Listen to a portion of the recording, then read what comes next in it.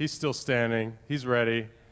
We have him talking about one of the hardest things that I think we have to deal with as organizers is talk selection. So I'm interested to hear what you have to say. Okay, let's go. Okay, so the title of this talk is Talk Selection is Mockumentary Film Editing, and as most of my talks, it comes up as an idea that then somebody accepts, and I go, shit, now I have to make the talk out of this. I was discussing this within some other DevRel people about where those things are similar. So speaking of that, just a little background for myself. So I'm, as you know, I'm a DevOps evangelist at PagerDuty. I'm also one of the organizers of DevOps Days Chicago, and we've had as many of them as Toronto. We're going into our 5th one, so we've had similar experience, and yeah, that's my license plate. So yeah, the best and worst thing about running a conference is picking the talks. So when we looked at last year for DevOps Days Chicago 2017, we had 176 submissions, and that was for about 18 spots, and that's including Ignites, and most of those submissions were not for Ignites. And if I know anything about one number being bigger than another, we had a lot to do. So what I always try to do is have an idea for a theme or a story, and it's not even a theme like our theme is DevSecOps, but it's kind of a story that I want to tell. And I look for talks that might help tell that story. The problem comes up, though, when your speaker submitters don't exactly cooperate with you. This is the organizers, by the way. I'm just sort of throwing a lot of pictures in here. They don't necessarily support what I'm trying to say. So, for example, you know, you might get stuff. This super has nothing to do with what I'm saying, but I thought it was funny as heck. But you'll sit there and you'll say, wait a minute, I had this story, but I don't have, when I put together the talks that I have available to me, they're not telling the story that I want to tell.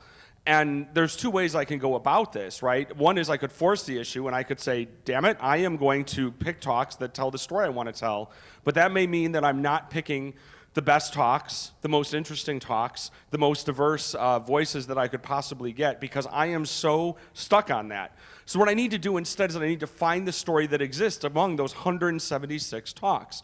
Now the good part about that is of the 176 talks, probably a good 50 to 60 I can select out because they're maybe a vendor spiel, and I'm a vendor so I can say that. They kind of select to where it is. But now you're saying, what about this mockumentary stuff? Because your talk was titled, Talk Selection is Mockumentary Film Editing. So what does this have to do with mock docs? So I'm going to tell you. So the first thing to think about is what is a mockumentary in the first place? If you're not familiar, kind of the seminal mockumentary was a film called This is Spinal Tap, about a fake heavy metal band in the 70s and the 80s.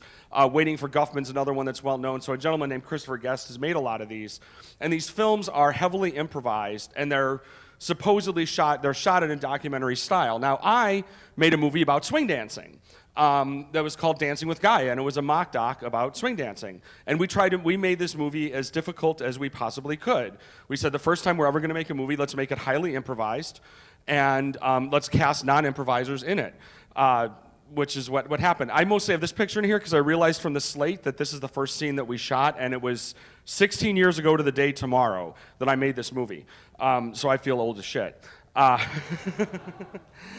what we ran into was we had written basically a 3-page story. It was an outline, and then we improvised all the scenes. And kind of chugged away and, you know, acted like professional movie makers. As you can see, I'm looking very, you know, like I know what I'm talking about, and I'm looking at, again, I'm like staring at a slate like, wow, yes, you certainly wrote that. But the problem was we went to go edit it, and guess what? It was very similar to making a talk selection. We wrote that story, and I sat down with 12 hours of footage with my editor, and that story wasn't anywhere in there anymore.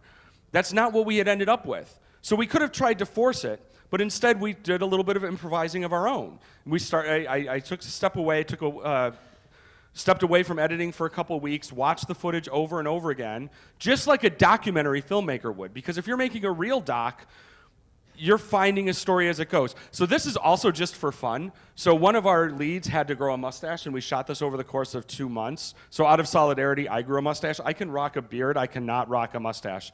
That's also my filmmaking partner, who is not normally blonde. So that was sort of how we and he had to shoot a new driver's license picture. So it was frustrating, and it spent a lot of time. And so what you do is you have to let it wash over you.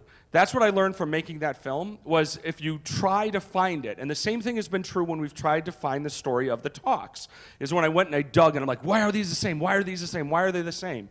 And instead, you just sort of read through them and let that through line kind of come to you as it will. And that, as kind of mystical and magical and bullshit as that sounds, it's actually super effective. Because when you think about a pattern, if you try to find a pattern by looking at it, you're never going to find it. So a couple things to bear in mind. You can't predict what you're going to get. Sorry. Even if you list it on your CFP, this is what I want. Guess what? No one's going to pay attention. Okay? You can start with an idea, but be flexible about it.